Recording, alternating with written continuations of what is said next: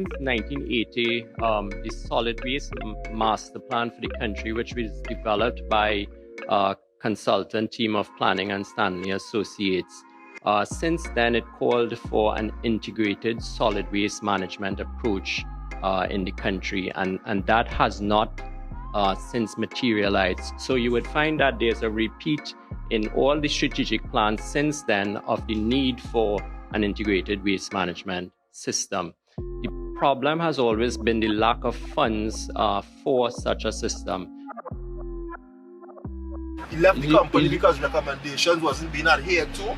You know, he was seen like people wasn't willing to even make an effort to do the right thing for the workers, for the company, for what's right to be done. They never saw it fit to put the funds, because waste management does take a lot of funds, and you cannot watch the funds and compare funds to the life of people, people's life, people's health. The fact that they never placed the emphasis on waste management to call, as Mukamra said, the billions of dollars that passed through, they could have done the right thing 3 times, 100 times already, but they never did it. My word to them is that it's time for me to wake up and know that the government of the day have to look into peace. Otherwise, we will not have no children. They have a poison nation, yes. Joe Public had to petition the government to deal with waste now. Not next year and the year after and next when we get money. If you don't deal with it now, everybody might have to go and live in Tobago.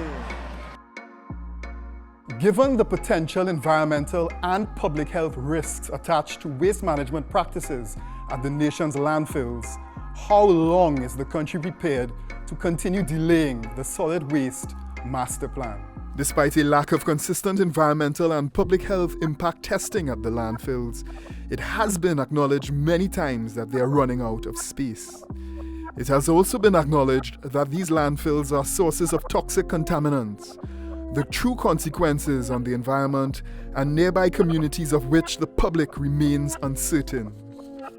I don't think it's as simple as, well, if we shut down the landfill, all problems will stop. And I don't think in any case it's possible. I think what we want is it to be managed so that the impacts are minimized. Because we have waste, we have to get rid of it. I think in this instance, we need to do something, as I said, sooner rather than later. So the whole holistic plan is that you have to get an engineer place, whether they plan to make it in Forest Park. And when you don't make that engineer place, you have to also implement laws to govern waste.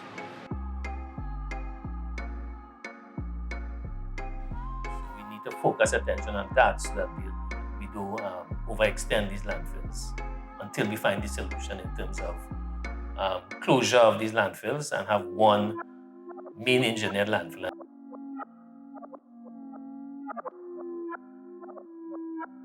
All of the terrible stuff that comes from the land is going into our groundwater system, as it is now. Have you impressed upon the line ministry the ecological disaster that this could turn out to be for Trinidad and Tobago? I need to understand that, because I have a really good understanding of the SOXs, the NOXs, and then the alkalis are particularly bad. I understand quite a bit of this. And I would just like to add to that, that it's not just municipal solid waste that is received at those landfill sites. So whilst we would like to believe that it's municipal solid waste sites, we do have medical waste, we do have hazardous waste coming in, so it adds to the problem. There's no time to waste. Joshua Simongo, TV6 News.